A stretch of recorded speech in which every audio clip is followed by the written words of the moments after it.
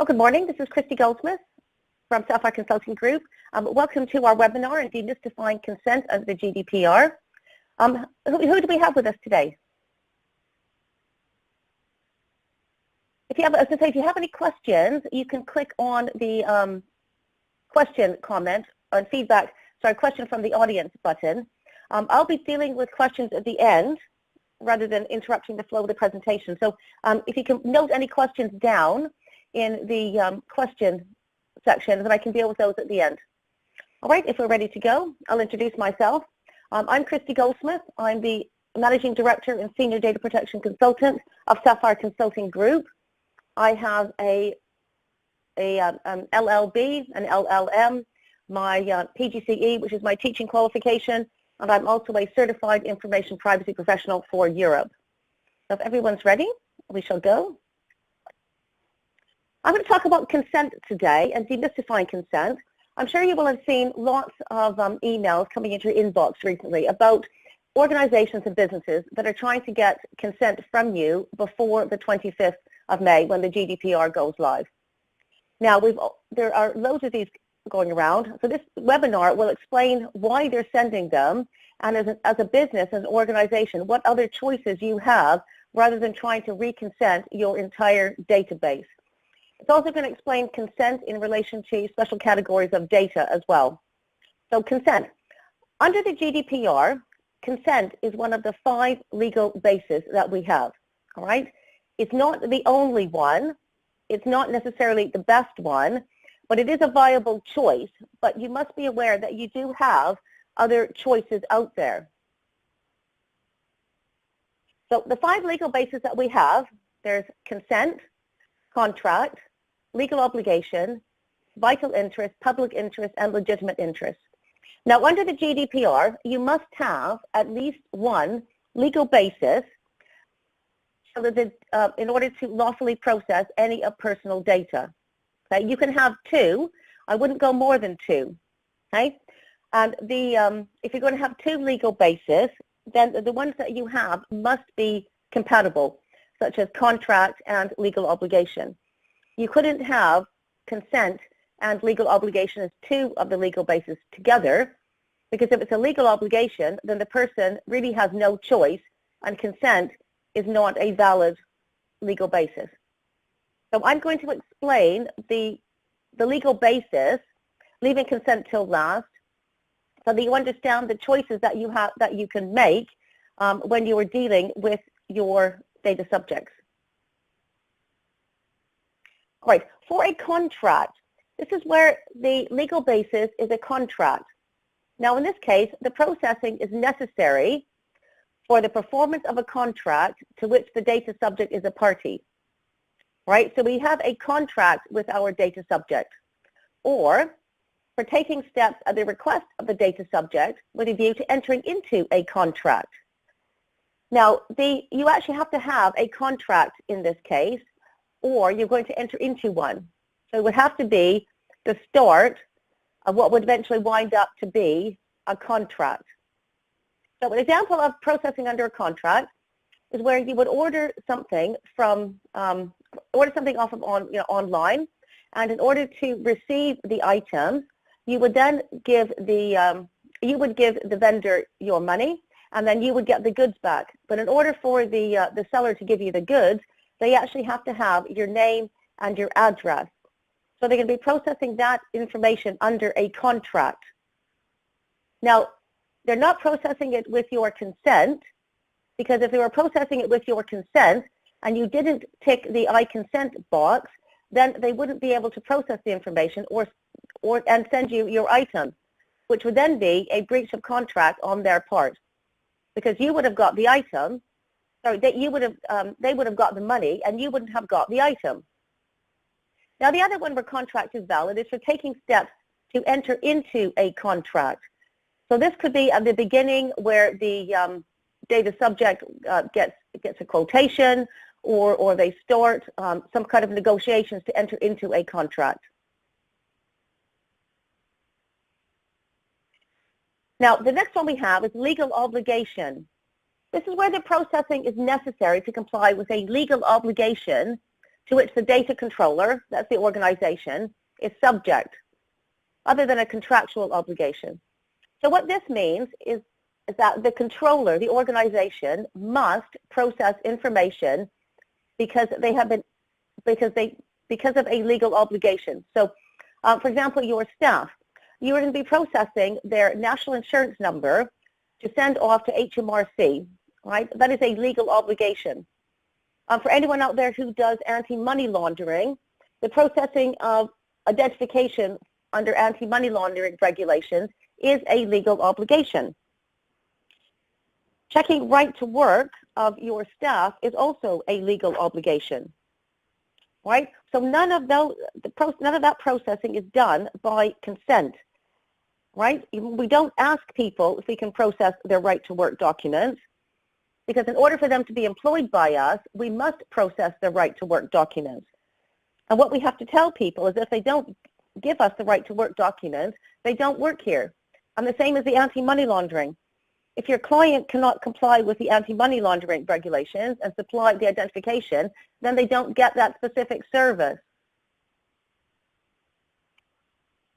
Next we have is vital interest. All right?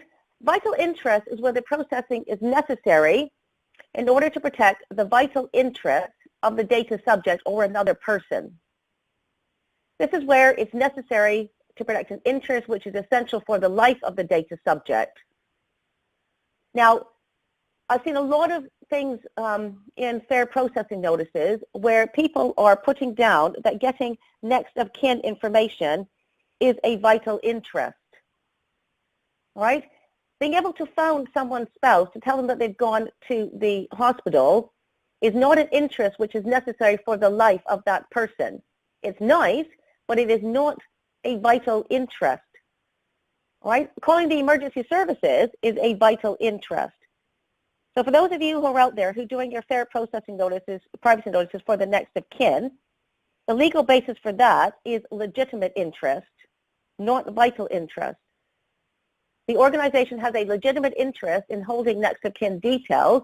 If you have to use the details, for example, health information, because your employee has been hit on the head and they are now unconscious, then the retrieving of the health details out of the file and using those to call the emergency services is vital interest, but not the taking of the details in the first place.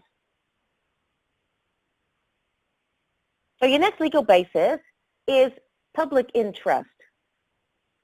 This will apply if you are carrying out a task in the public interest or you are an official, a public authority. Now, all schools and academies are public authorities.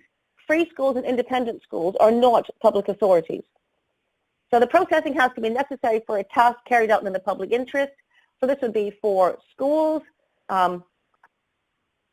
local authorities, they're all public authorities, as well as government organizations.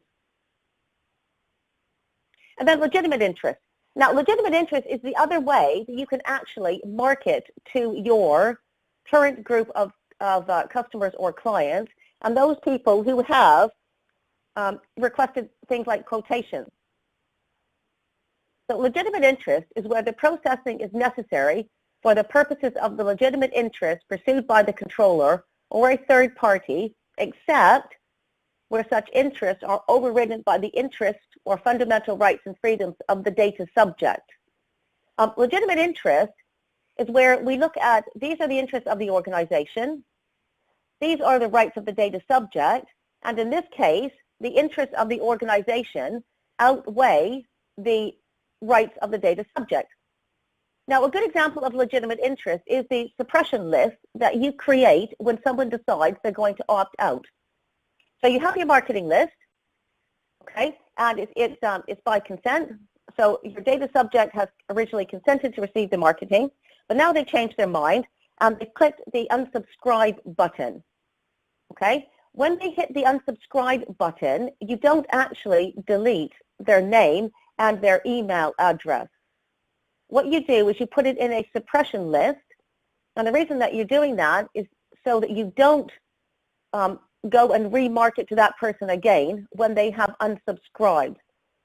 Now, the legal basis for holding a suppression list is legitimate interest. So the legitimate interest of the organization in maintaining a suppression list overrides the right of the data subject for their data not to be in a suppression list. Another example of legitimate interest are staff appraisals. Unless the appraisals are actually written in the staff contract, in that case you'd be processing under contract, the legal basis for staff appraisals, and things like performance-related pay, would be legitimate interest. So it's a legitimate interest of the organization that they do staff appraisals, which overrides the desire of that person not to be appraised. So those are the 6 legal bases. Okay, we're now going to talk about consent. So consent is only one of 6 legal bases. You have to choose the most appropriate legal basis for the processing that you are doing. If consent is difficult to achieve, then it isn't the correct legal basis. Right? The other thing is you cannot run under legitimate interest for everything that you do. I've seen some people who just think they can run their whole business under legitimate interest, and you can't. Legitimate interest requires a balancing act between the interests of the organization and the rights of the data subject. So consent. This is the definition of consent out of the GDPR. So the consent of the data subject means any freely given, specific, informed, and unambiguous indication of the data subject's wishes by which he or she, by a statement or a clear affirmative action, signifies agreement to the processing of the data relating to him or her. So we're going to look at the definition a bit further detail now. So consent must be freely given. Okay? You have to give people genuine ongoing choice and control over their data. There has to be an actual choice. If there isn't a choice, then consent is not freely given. Consent also has to be obvious and require a positive action to opt in. Okay? You have to make sure that your customer knows what they are consenting to, that they have choice in their consent, so it has to be unbundled. And what this means is you can't say to someone, do you consent to receiving my marketing by text and email, and leave just one little box for them to tick. All right? Unbundled means, would you like to receive our newsletter by email? Tick the box. Or would you like to receive our newsletter by text? Tick the box. Or would you like to receive our newsletter by post? Tick the box. So the person has to be given choices. If you put all those together, then I don't have a choice. I just get email, post, and text all together. Right? You also can't put the consent in your terms and conditions. All right? Terms and conditions are actually the means by which you do business. Okay? So, for example, if you're an online seller, it would have the delivery, the refunds, right, and that kind of information. Consent does not go into any contractual terms because it isn't a contractual term. Right? Your consents have to be easy to understand and user-friendly. You can't make it up in sort of any sort of legalese so the person doesn't understand it. Otherwise, it's not going to be an informed choice. So when you're going out for consent, you have to give the data subject the controllers your name. All right? This actually has to be your legal name, not your trading name. So, for example, if you were a sole trader, it would be, say if it was me, Kristy Gouldsmith, trading as. If you are a limited company and you were trading as under a trade name, then you have to go ABC Limited Trading As. So the person actually has to know who the name of the legal entity they are giving their consent to. You have to tell the person the purpose of your processing. Okay? This is the data that you're collecting from them, and you have to tell them why you are collecting it and what you are going to do with it. And the types of the processing activity. Consent really is all about choice. People have to know what you want them to do, how you're going to use their data, and if they don't have an actual choice, is not a valid consent. Now, I expect you will have seen explicit consent all over the place. Consent at basic level of general consent is not explicit. It's freely given, specific, informed, and unambiguous. It's not explicit. Explicit is only for special categories of data and one-off derogations for international data transfers. So I'm going to talk about the special categories of data in a minute. Now, time limits for consent. Okay, consent is valid until it is withdrawn. So if I sign up for someone's newsletter, they can keep sending me the newsletter until I withdraw my consent. All right, now good practice is to review your consents and refresh them as appropriate. Right, this will actually depend upon your business. So if you say for example, I haven't opened your newsletter in a year, then perhaps you should take me off your list. So the other reason you want to take me off your list is because you were spending money, say on your MailChimp for each email that you send out, and you're wasting your money on people who actually aren't opening them. And people who aren't opening your emails actually aren't engaged with you either.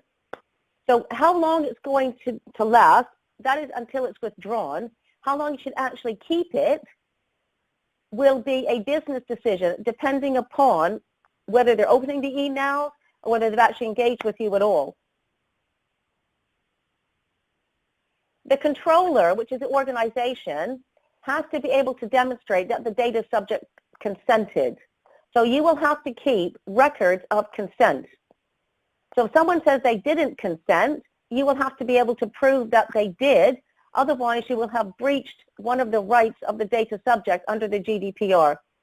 Okay, and then that person can go off to the ICO and complain that you have breached their rights. So if you are taking consent online, then if you're using one of the mailers like MailChimp or Constant Contact, then you will be able to keep a record of consent. If you were taking consent over the phone, like say you're a hotel, all right, and when you're on the phone, you ask the person who's booking in, would you like to receive our newsletter? And the person says yes. You will then have to make a record of that consent with the date, the time, who took the call, what the person said to you, and what was actually said to that individual. Now, to prove what was said, you will have to keep in your GDPR file a copy of the script that your receptionist read to that person. And it will have evidentiary value if you do it the same way all the time. Okay? But if it isn't done the same way all the time, then having a script will have no value. So this is the way we do it, and this is the way we do it all the time, and that's how you can prove it if you have taken consent over the phone. So consent is clearly distinguishable from other matters, not in the T's and C's. It's intelligible and easily accessible. If you want people to consent, they have to understand it. They have to be able to make a clear, informed choice. And the data subject has the right to withdraw consent at any time. Okay, so when you have an email, you must have an unsubscribe option in email. That's the law now, and that's been the law for quite some time. And any processing before the consent withdrawn is still valid. All right, an example of this is say you want, and you print it out, you've got my picture on, 10,000 brochures. Okay, you've now gone out and you have delivered 5,000 of those. I've now decided that I don't like how my hair looks. All right, so I've withdrawn my consent for those brochures. You don't have to go and get back the 5,000 you have already delivered, but you can no longer use the remaining 5,000, and you will have to bin those because you are processing under my consent, and I have now withdrawn it. So the processing prior to my withdrawal, the 5,000 you've handed out are fine, but after I have withdrawn my consent, then you cannot use the rest of those. All right, now the way around that, okay, the way around the withdrawal of consent issue for marketing is if you have a model release form with the individual whose image you are using, right? Because in that case, you are processing under contract, because I have assigned the rights to my image over to you. You're processing under contract, and then it doesn't matter if I change my mind. I cannot withdraw my consent because you're not processing under consent. So in general consent, it has to be as easy to withdraw as it was to give. So if I have an online, an email where I opt in, I will have to have an online where I opt out. Okay, and you can't use those surveys that some companies give before you can withdraw consent. All right, why don't you want to receive my emails anymore?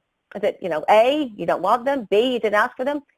No, you can't do that. It's just, I want out, and I'm out right then and there. All right, so it has to be easy to withdraw it. And the next condition is that a contract cannot be a conditional on consent if consent is not required for the contract. All right, now to explain that, my oldest son went to university. He just finished his first year, so he went to university, and then last summer I was filling out his student housing form. Okay, so he's going to Bristol, and he's with United Student Housing.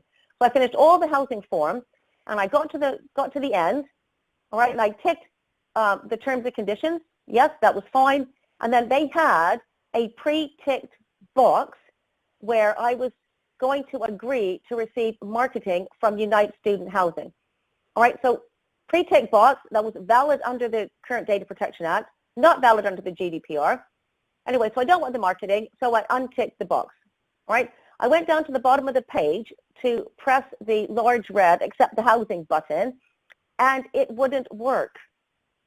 It wouldn't work until I ticked the I would like to receive marketing from United Student Housing button.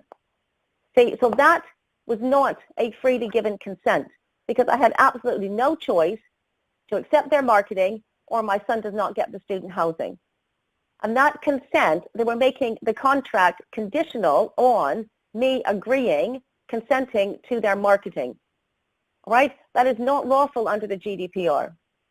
And the next one is that you must name any, any third-party controllers who are relying on the consent. All right? So if you are going to be sharing your data subject data with another organization and they are a controller, not a processor, then you must name them. Now, controllers are the organizations that determine the means and the purpose of the processing of the data. So the controller is going, what data are we collecting? Why are we collecting it? And what are we going to do with it? The processors are like outsourced organizations, right? Like the payroll. You say to the payroll company, go and do the payroll at the end of the month. And that's all they do. They follow their instructions. So if you're going to transfer to any third-party controllers, you must name them. All right, so here's an example. We'll use recruitment. All right, the job board is a controller. The recruiter is a controller. The end client is a controller. So the person who was uploading their CV to the job board, this is by consent because I don't have to put my CV on the job board. All right, there's no legal obligation. There's no public, it's not in the public interest. All right, there's obviously no vital interest, and you have no legitimate interest in making me put my CV up there. So putting my CV on the job board is with my consent. Now, the implications of this statement is that the job board is going to have to list all the recruiters who could be pulling my CV off of the job board because they are third-party controllers. And I will have to agree to who gets my CV. So it's also if you're giving any staff information over to controllers. Now, controllers in the employment context would be the accountants, except for the payroll part of the accountancy practice, solicitors, pension companies, benefit providers. Okay, those are all those are all controllers. They are not processors. Processors for organizations are the ones like your cloud service providers. okay, or your software providers. One of the largest processors in the world is Microsoft, right? And Google. They are processors for you. So I'm going to go through the special categories of data, because if you are employing any staff, then you're going to be processing special categories of data. So special categories, this used to be the old sensitive data under the old Data Protection Act. All right, so some are still using sensitive personal data. They haven't updated themselves onto the GDPR. So it is racial, ethnic origin, political opinions, religious or philosophical beliefs, trade union membership, genetic data, biometric data, those are the two new ones, data concerning health, and data concerning sex life or sexual orientation. Those are special categories of data. Criminal convictions are not contained in Article 9. They are not a special category. They're dealt with in Article 10, right? So they are not on this list. So when you are processing data, say take your staff, all right, under right to work, you will be typically taking your staff member's passport. So on the passport, you will have their nationality. Nationality could identify someone's racial or ethnic origin. Also on the passport is a little whizzy biometric photo. So when you're processing the passport, copying it, okay, putting your name and the date of the taking on it and putting it in the HR file, you are processing racial ethnic origin and biometric data. If you were doing an equal ops form, you're likely to be doing racial ethnic origin, religious or philosophical beliefs, and you could be doing sexual orientation and potentially health in terms of disabilities. So any data concerning health is a special category, and that includes things like appointments. Someone's doctor's appointment on an Outlook calendar is talking about their health data, because people don't go to the doctors just to visit.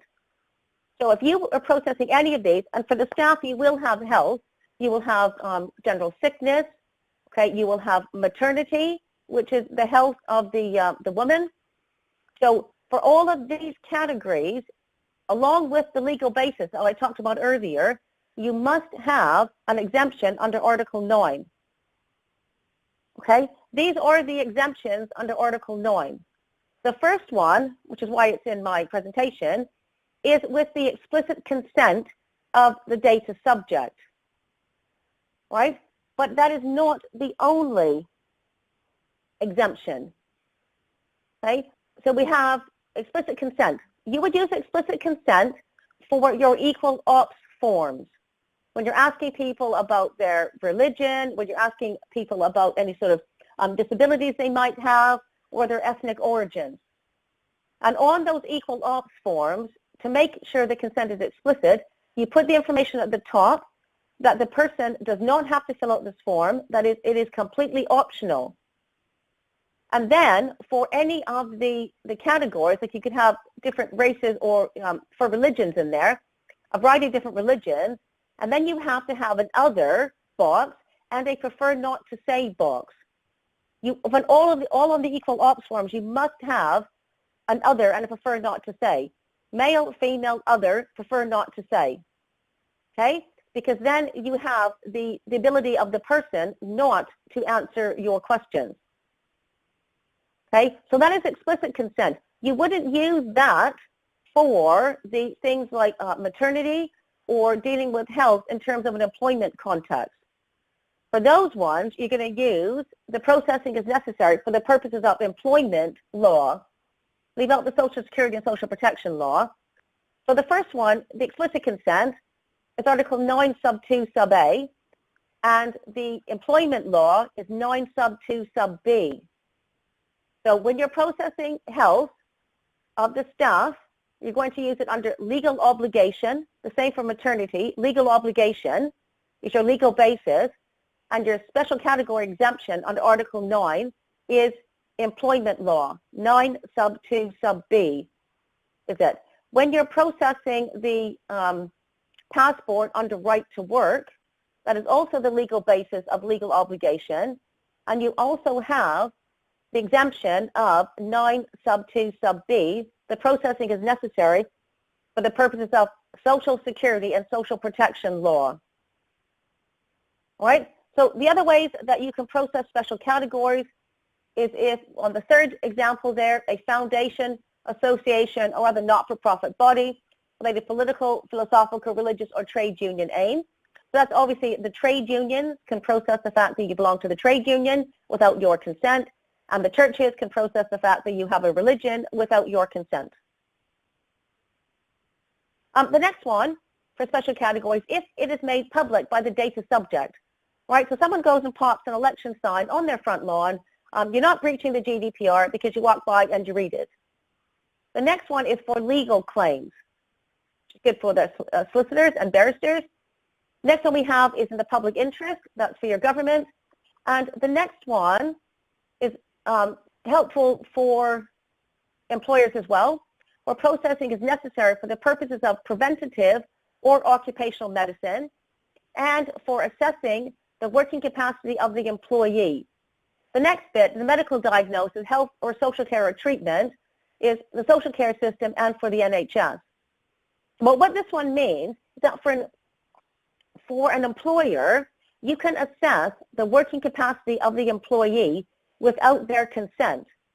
So if you think that your employee needs reasonable adjustments, you can process that health information to come to your decision that they need reasonable adjustments, and then you can send them off to occupational health,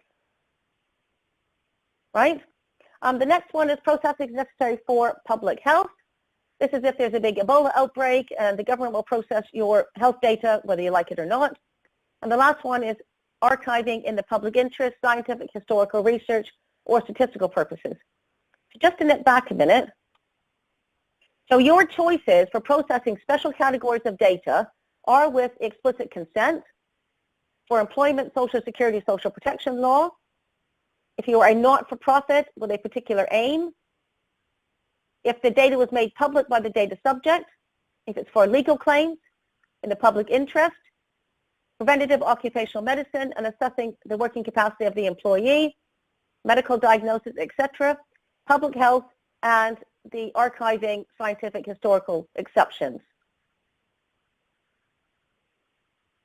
So now I'm going to talk about legitimate interest in terms of direct marketing, right? Because you don't have to go out and reconsent your entire database, because you can market to your current customer group under legitimate interest.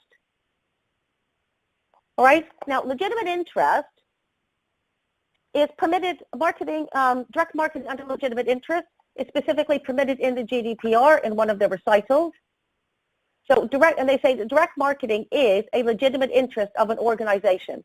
So if you're going under legitimate interest, in this case, you don't have to do the legitimate interest assessment because the GDPR already says that direct marketing is a legitimate interest of an organization. So if you're going under legitimate interest, you are emailing people without their consent, but you have to have met the criteria. So the person has to have bought a product or service from you or entered into negotiations to buy a product or service. You are marketing your own products and services, and you give the person the ability to opt out when you took their details and in every email. Now, this is the soft opt-in exception to consent for marketing in the Privacy and Electronic Communications Regulations. This is the PECR. So you might have seen that one floating about. So for your list, you're going to have to use consent for the cold contacts and people who have just signed up to your newsletter, who have not bought anything from you or entered into negotiations to buy something from you. Those ones you will have to run under consent. And the reason that all these organizations are, frantically trying to reconsent their list is because all the information, all the personal data that you hold on all of your data subjects must be at GDPR levels by Friday. So this means that all the consents you hold must be freely given, specific, informed, and unambiguous. Unless you have been collecting consent at that level, you will have to reconsent your list. And the reason everyone's trying to get it done by Friday is because we are currently still under the Data Protection Act, and its level of consent is not as high as the GDPR. So if you leave it and you get to Friday, then the consents you are currently holding are not valid, and all those people will have to be deleted from your marketing list. So for these organizations that are reconsenting their list, if the person replies back and says, yes, I would like to stay on your list, that's great. You have their consent. If they reply back and they opt out and they say no, then you do not have their consent, and they are going to the opt-out list. Okay? If you don't hear back from that person, okay, then that person will have to be removed from your marketing list, because there are no implied consents under the GDPR. It must be a clear affirmative action, which is the replying to say, I would like to stay on your marketing list. So the problem you have with the reconsenting is that you're left with the complete inertia of the British public, who actually can't be bothered to read the email or reconsent to it. So anyone who's going under consent is likely to lose a substantial part of their marketing list. Now, the plus side of that is that the people who have actually stayed with you and have replied that they want to receive your emails are a much more engaged list than the one that you previously had. So you actually have a better chance of increasing the sales to this group, because they actually want to hear from you. The other people who dropped off were probably not opening the emails anyways and weren't engaged with you. So the other group, like you said, under legitimate interest, or the current customers. So you can continue to market to them under legitimate interest.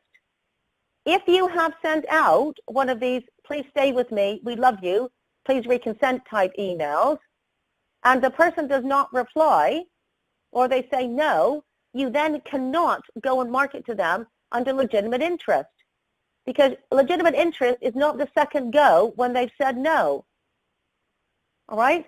So if you're going to go under legitimate interest, then you don't need to ask them for the consent, because once you do, you're under consent, and if they say no, they're out. So I'm going to conclude here, and then I'm going to have open. I've got a couple of questions looming, but if anybody else wants to ping in a question, that would be great. So use consent if it is the appropriate legal basis. It isn't always. Remember, there are 6. Consent is the only one that requires the consent of the data subject. The other 5 don't. You will have to reconsent your marketing list if consent was the legal basis and your current consents do not meet GDPR standards. You can use legitimate interest to market to your current customer group. And the big things to remember are that genuine consent should put individuals in control, build trust and engagement, and enhance your reputation. Relying on inappropriate or invalid consent could destroy trust and harm your reputation, and may leave you open to fines or sanctions by the ICO. So I'm going to have a couple of questions here for a minute. The first one I have is, would consent be required for a photo used internally by an organization? No. All internal photos you are going to use legitimate interest for, like an ID badge or people's photos on the wall so that we all know who works here. Okay, because the interest of the organization in being able to identify people who work there override the right of the employee for their photo not to be processed in that way. What you would have to use consent for the staff is when you want to use for their photo for any marketing purposes. All right, any photo that goes outside of an organization, on the website, on social media, is used for marketing. Look at our happy, shiny faces and come and buy our stuff. That's what it's all about. All right? So the consent for going outside is required. For inside, you're running under legitimate interest. Now, I'll just have sticking a minute here about staff, okay? Consent is not the appropriate legal basis to use for staff, except for photos used for marketing purposes, right? Because consent has to be freely given. There is an imbalance of power between an employee and an employer. People will generally agree to whatever the employer wants because they think it would be detrimental for them if they don't. It would have some impact on their employment, or they would just generally be seen as awkward, right? So even if somebody doesn't want to agree, they generally will. So if you want to use someone's photo, say to put on Facebook to advertise, the charity event that you've just done, then ask them, but make it really clear that if they don't want to, it's not a problem. They'll just go ask somebody else. The legal basis you're going to use for staff will be contract, legal obligation, and legitimate interest. Other than for photos going outside, you're not going to use consent. Okay, I've got another long question here, so I'll read it out to you for a minute. If an organization is formed by a parent company and multiple affiliates, and that organization would like to obtain consent for the processing of data in their Salesforce database, the business contacts, relations, friends of the company. The Salesforce database is on parent level where each affiliate can access, use all contacts. Is it permissible to obtain consent on the parent level, or should each affiliate obtain consent for the entries in the database and use DPA, I'm not sure what you mean by DPA, amongst the affiliates? What happens with multiple level organizations, okay, if they are part of the parent and they're not separate legal entities, then you can run under the parent. But if you have a holding company and then there are various limited companies running underneath it, each limited company is a separate legal entity. Okay, and so each of those separate legal entities cannot share data between themselves unless they have the consent of the data subject. All right. So, examples. One of my clients, they do back-end services for self-employed people. So a lot of these self-employed people, they're chaps that sell, women that sell double glazing. They're brickies. They're builders. Okay, so they're these kind of guys. But they've got other entities that are introducers.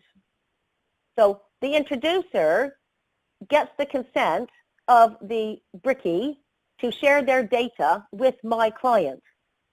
All right, my client has multiple legal entities that provide different services. One does tax, all right, one does credit, one does something else. So they provide a variety of different services for self-employed people.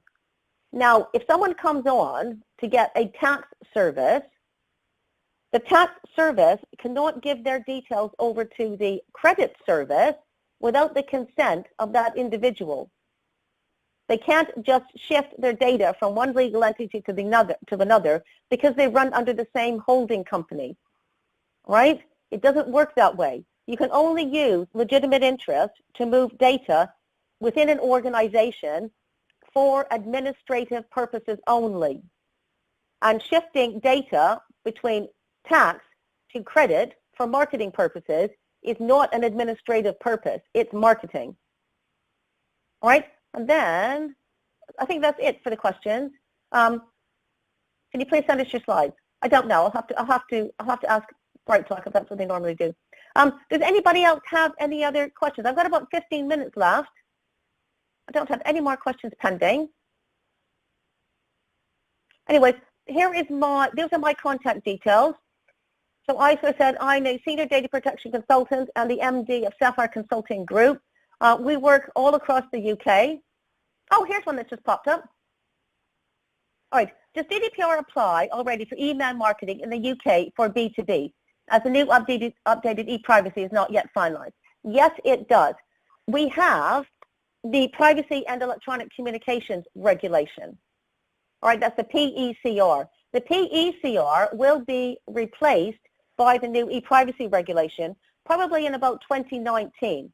The new e-privacy regulation is still making its way through the laborious process of the European Union. So was kind of last between the Parliament and the Commission. All right, so it's not going to be live yet.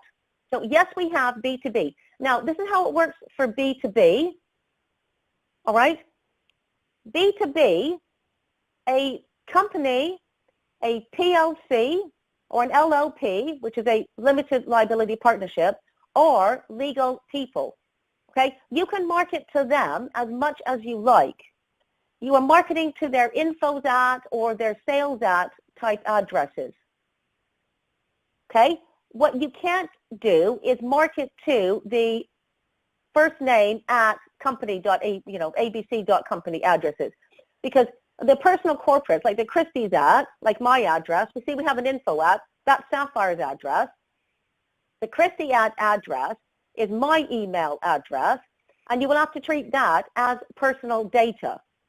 Okay, so the laws on dealing with B2C apply for marketing to a personal corporate address, but you can market as much as you like to infos at and sales at.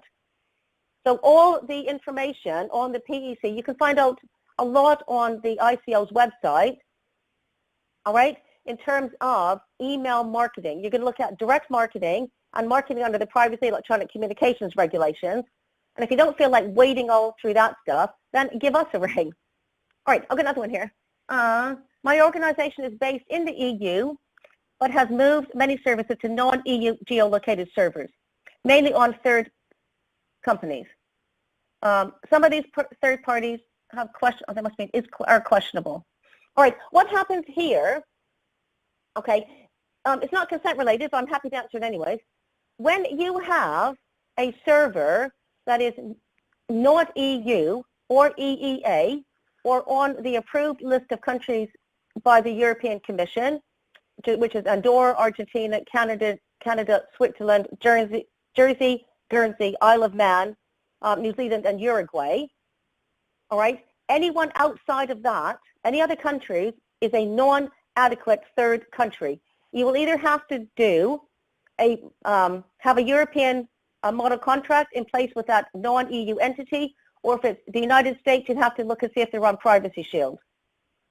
The next question I have is data protection practices. I don't know what you mean by that one. I have to skip up to the next one. Okay, can my organization make non-consent to my PII data being transferred to the third party and a term of my employment as an EU citizen? Okay, it's not called personally identifiable information anymore. All right, that's the PII part. It's not called that. It's actually personal data. Personal data is much broader than personally identifiable information. All right, personal data is where the person, it can either be identified directly or indirectly by reference to things such as their name, an online identifier, location data, or anything such as, you know, their things like their Twitter handle, is all kinds of different information. So it's not PII. All right, so. Okay, no, they cannot make, they're not going under consent for your employment to transfer the data. What they can do is they're going to be transferring your data to other organizations. Sorry, so grab a drink a minute.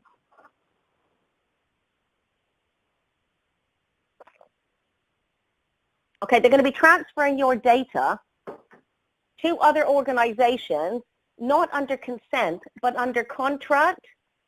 All right, so if your employer outsources the payroll, then they're going to be processing your national insurance number, your name, your address, as part of your employment contract in order for you to be paid.